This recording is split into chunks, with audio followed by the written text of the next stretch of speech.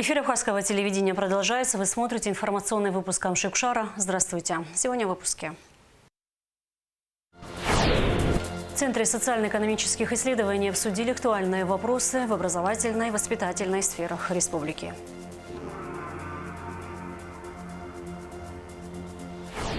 Вышел в свет путеводитель «Абхазский государственный музей».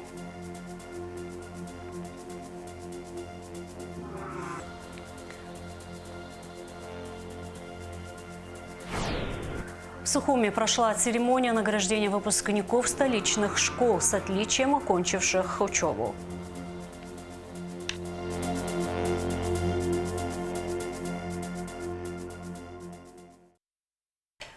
Президент Абхазии Аслан Джаня провел заседание Совета безопасности, на котором обсуждали актуальные вопросы внутренней и внешней политики государства.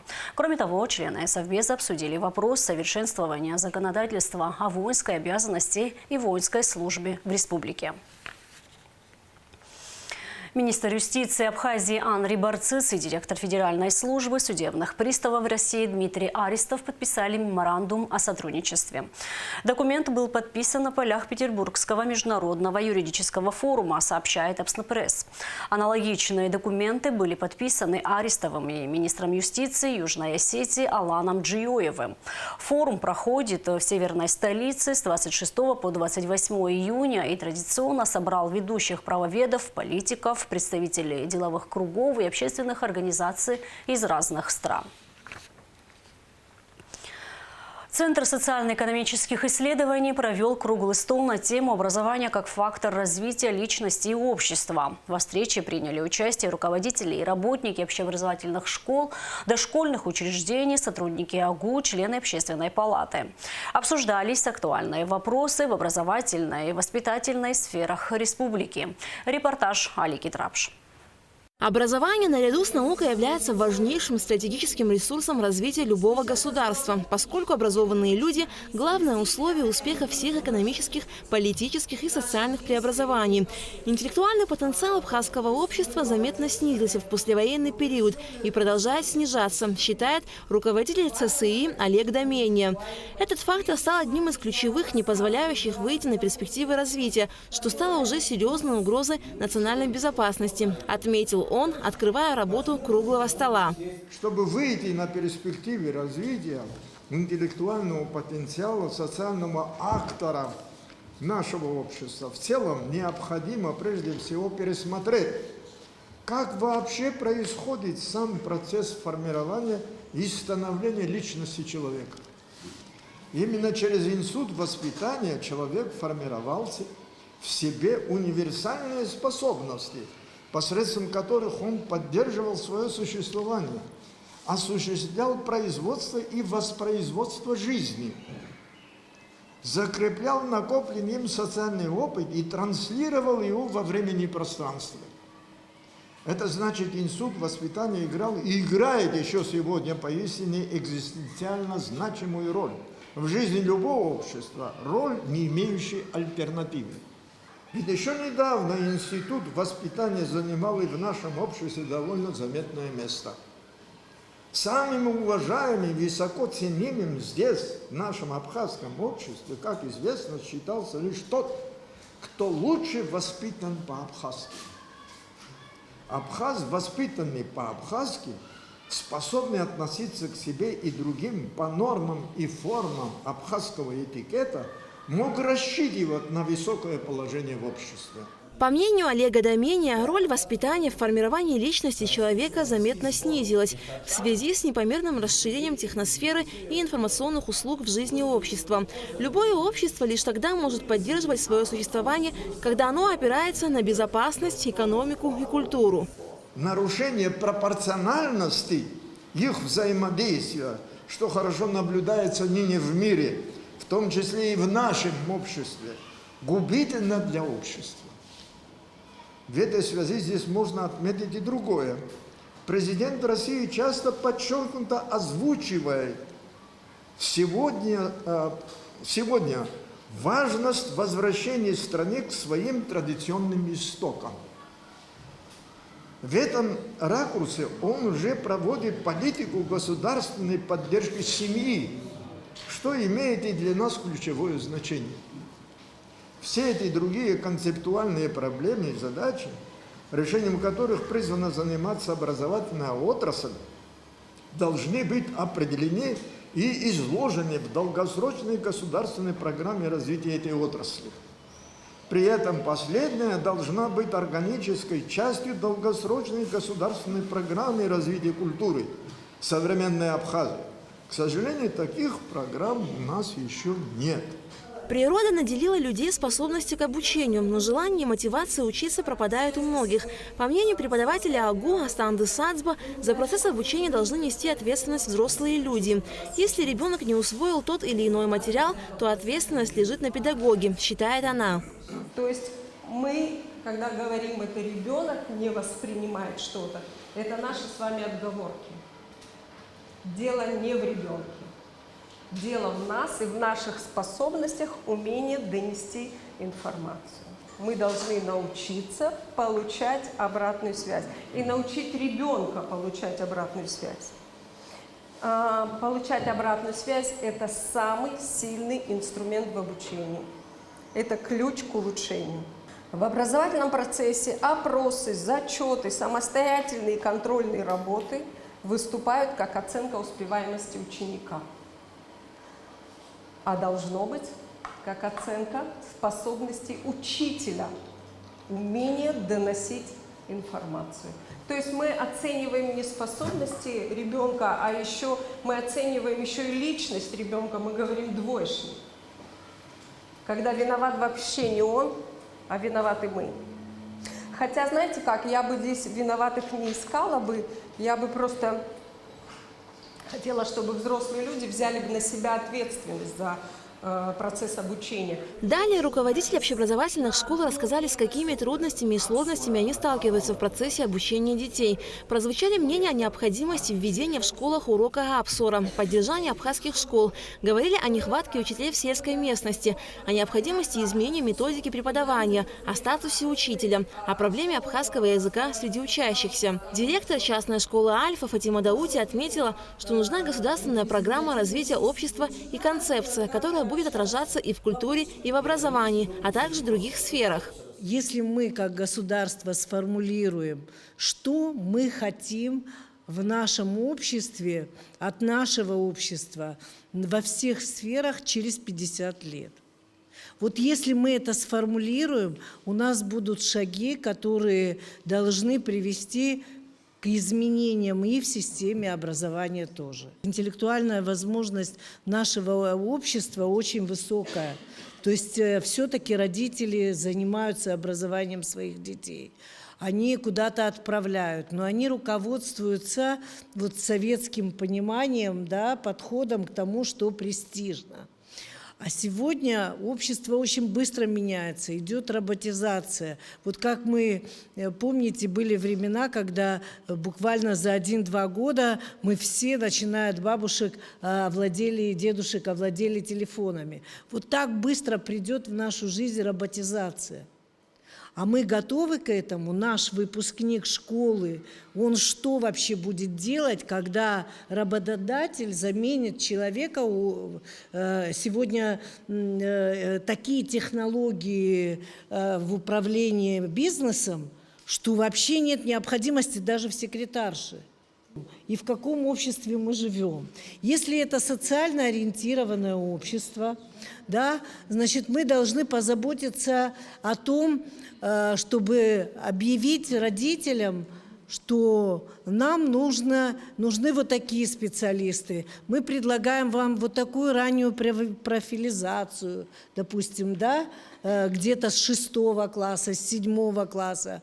Нам нужны специалисты, которые умеют работать руками, да, ну, там будет роботизация помогать и так далее. Все участники круглого стола были едины в мнении, что образование служит обеспечению безопасности на всех уровнях – личности, общества, государства. В современных условиях особенно важно сохранение, развитие и мобилизация интеллектуального потенциала страны. В реализации данного вопроса трудно переоценить роль образования. Эта сфера нуждается в государственной поддержке, отмечалось на встрече. Алика Трапшира, Мукамки, Абхазское телевидение. У жителя села Чулоу изъяты корни наркосодержащих растений, возбуждено уголовное дело. А в селе Кындык задержан подозреваемый в краже. Подробности в оперативной съемке МВД. В селе Чулоу Чимчерского района сотрудниками уголовного розыска районного отдела внутренних дел обнаружены насаждения запрещенных к возделыванию на территории Абхазии растений.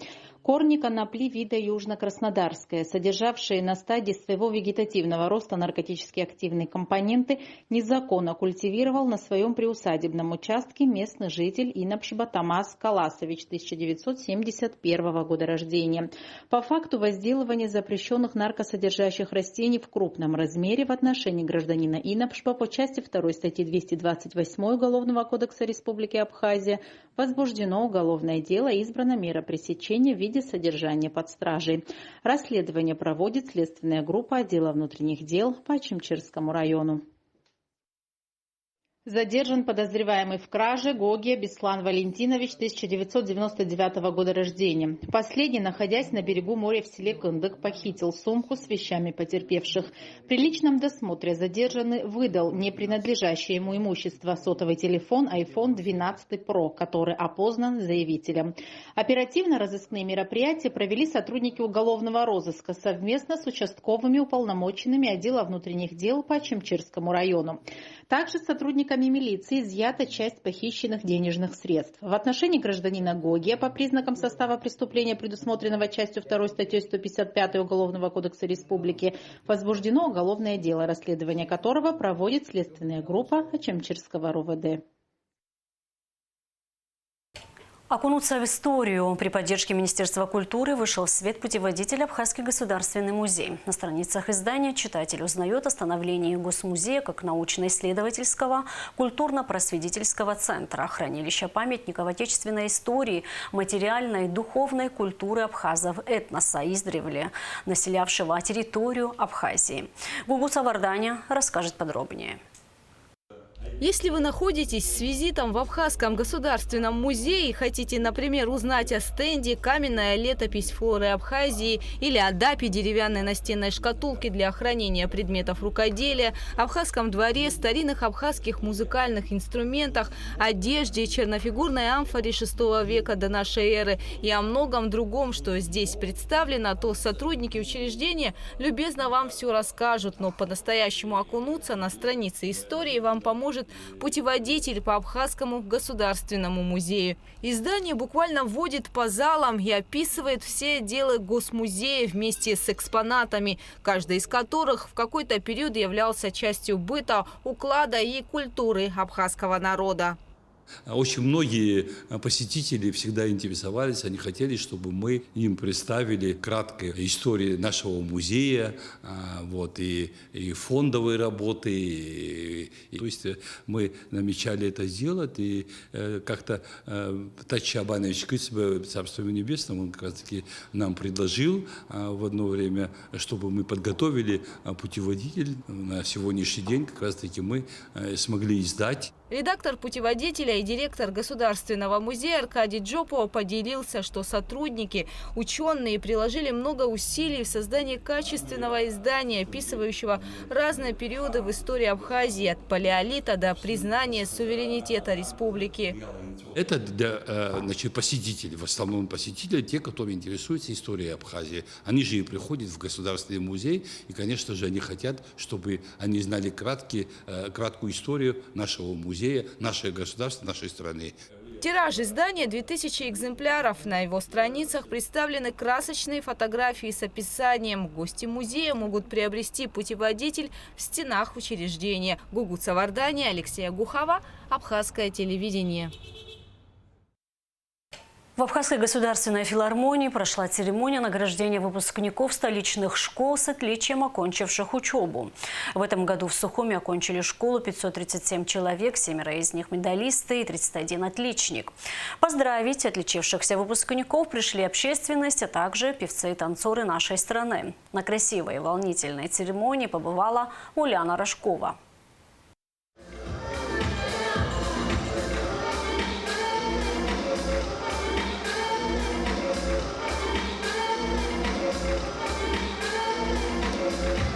В Вот и подошли к концу школьные годы, и 11 лет пролетели как один миг. Сдав выпускные экзамены, ребята навсегда прощаются с веселым и беззаботным детством. Теперь их ждет новая взрослая жизнь. Эмоции переполняют выпускников. С одной стороны, радость, окончание школы, и в то же время грусть в глазах, быть может, от осознания того, что детство прошло и пора шагнуть во взрослую жизнь. В этом году для особо отличившихся в учебе выпускников Управление образования столицы подготовили обширную программу с именитыми певцами и танцевальными группами республики. Также на мероприятии отличникам учебы были вручены почетные грамоты и медали. Поздравляем всех, кто пришел на это торжество, и прежде всего выпускников, их родителей, педагогов школы, которые подготовили наших выпускников к этому дню.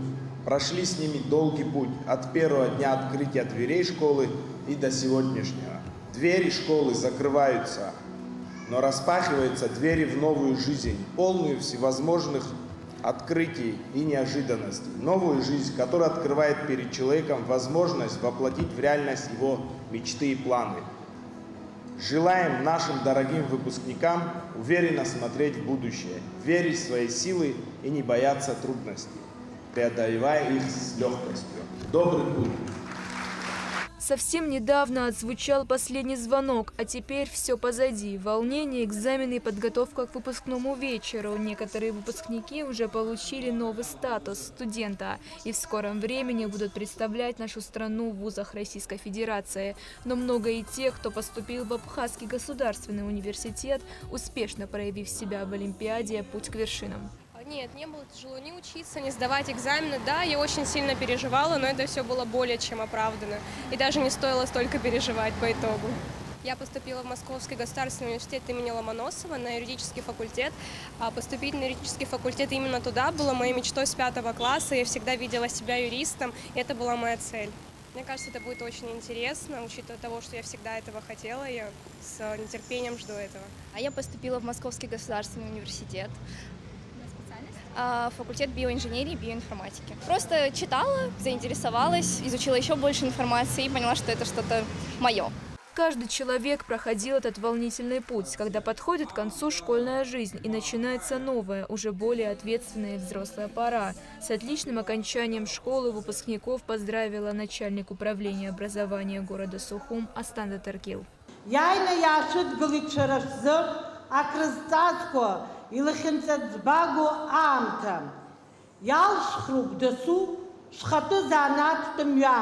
Иҟашәҵароуп аԥсҭазаара ду ашҟа раԥхьатәи ашьаҿақәа. Ҳҳәынҭқарратә аекономикатә, аинтеллектуалтә, акультуратә беиара иалажәгалароуп шәара шәахәҭа. Ихьаԥшым, изхаҵо Аԥсны аҳәынҭқарра иаԥсоу шәҵеицәаны шәҟалароуп. Наҟ-наҟ еиҵагыланы иҟоу абиԥарақәа шыхьӡ иазгәдуны ирҳәалароуп еснагь. Бзиала ижәбала шәыԥсадгьыл.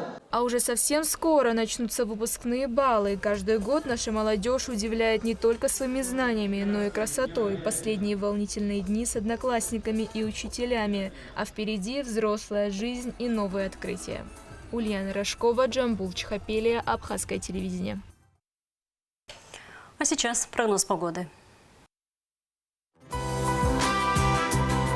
По сообщению Гидромедцентра, 27 июня на территории Абхазии ожидается переменная облачность, местами в полдень возможен дождь и гроза. Температура воздуха ночью плюс 16-21, днем плюс 22-27 градусов, температура морской воды плюс 26 градусов.